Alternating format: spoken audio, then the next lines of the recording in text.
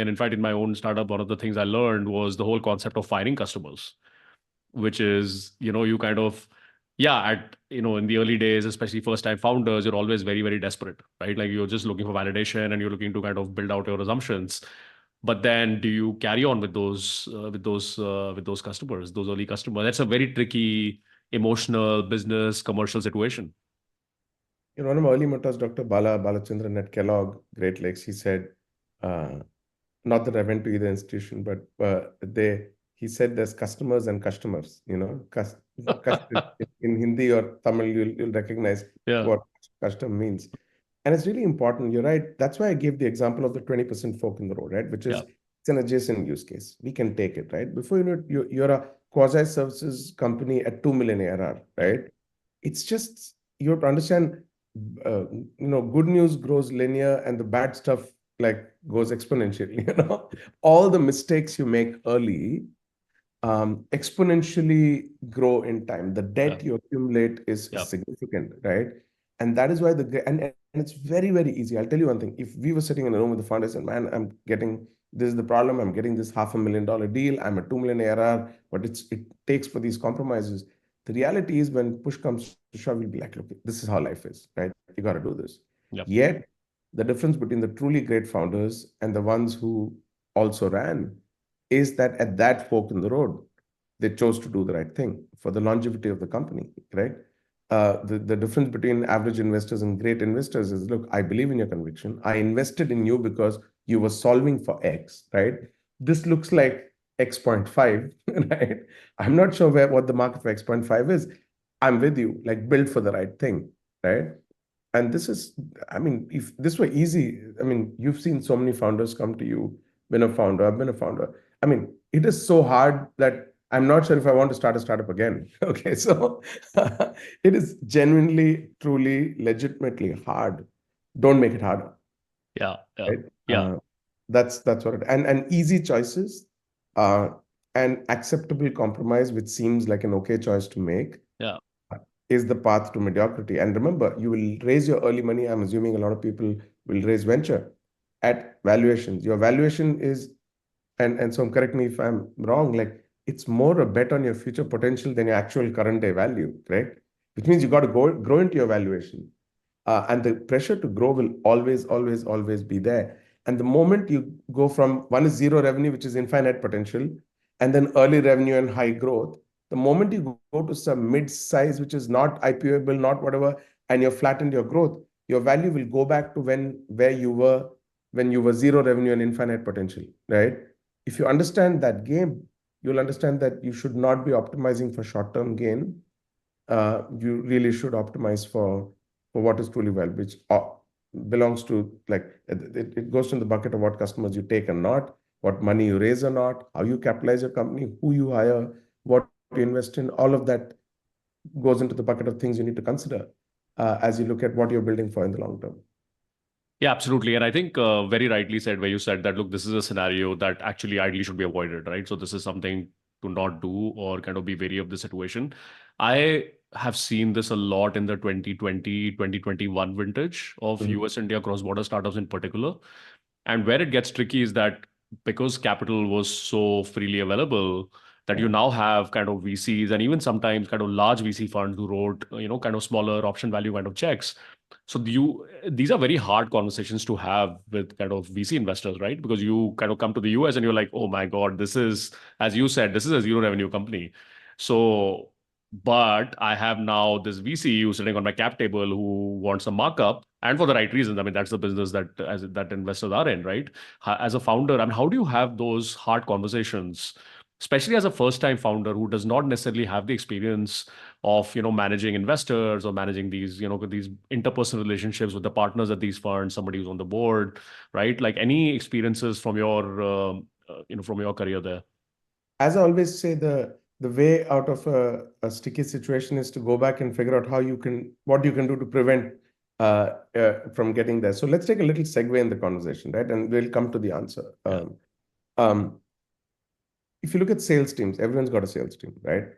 If you have a large sales team, this may be not doesn't apply at 3 sales reps or 5, let's say 50 sales reps, 100 sales reps, okay? And then you add an incentive. You say, hey, you know what? Uh, if you sign a deal this quarter, I don't care about 1 year term or 2 year term or 3 year term, right? I'm willing to offer you a 20% discount, right?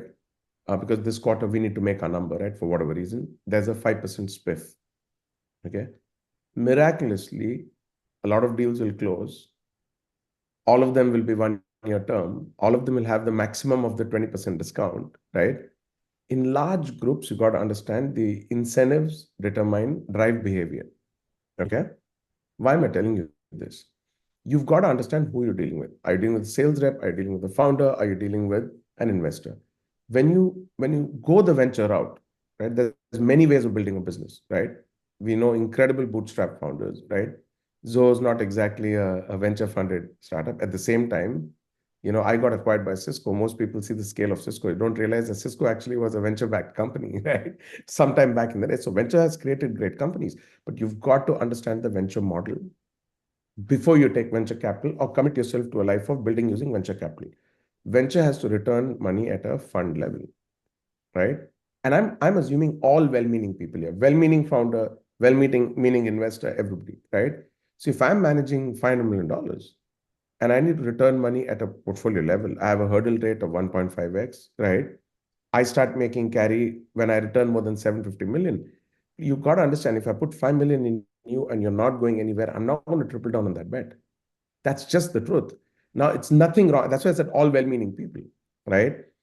They have to show the portfolio is growing. So if you're dawdling along and you're not growing, doesn't look like you were the 100x bet that I thought it was when I put that 5 million, I'll just cut my losses and I'll move on to the next best thing, right? It's not personal, right? I may still be your best friend, right? We may sit down and I'll host you for dinner and I'll like, give you a shoulder to cry on. Why am I telling you this? We often say, oh, you're not founder friendly, investor didn't support. Investor's job is to deliver money at a portfolio level, right? From investors, there's a fiduciary responsibility to treat that money responsibly, correct? Which means you're not going to throw good money after bad. If you know this, then you'll understand why some of the pressures come to you, right? If you have to raise another round, you need to show at least not, mark your book up if it's not DPI, right? At least mark your book up and show a notional increase in value. These are pressures they face. If you don't understand it and you assume everyone will come there and just do what is right for the company, then you're not seeing the counterpart. It's like telling the same sales rep, hey, I know I offered you an incentive, right, to close a deal this quarter at these costs, but listen, hand to heart, what's good for the company? 3 year deals. Why aren't you closing multi-year deals? That doesn't make the sales rep bad. Sales rep is doing what you're incentivizing, right? So that's the very foundational understanding of the venture model that I think all founders should have. Once you know who you're talking to, right, you can have the right conversation with them. Oftentimes, founders go in and talk about things that don't matter, which is, I'm building right, I'm doing this, you need to support me. No.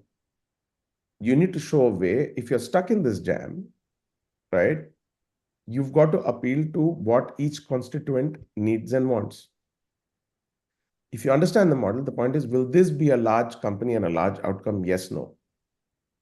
No matter what happens, I'm not saying you have to answer exactly that question. When you're presenting a case for why you need more capital, why you need a bridge, we got a bridge from our investors when we moved to the US. We hadn't did the next round. I had to go back to the IC to pitch, right? But the point was, there's a massive market.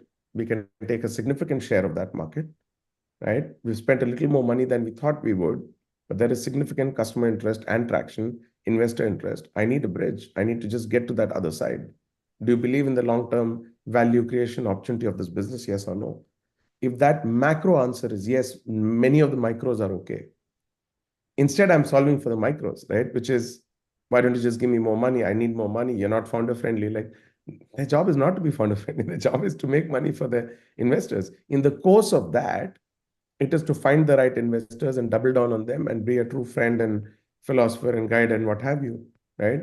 And that is why I go back to understanding your counterparty, and then you'll appeal to the right motives for them, right?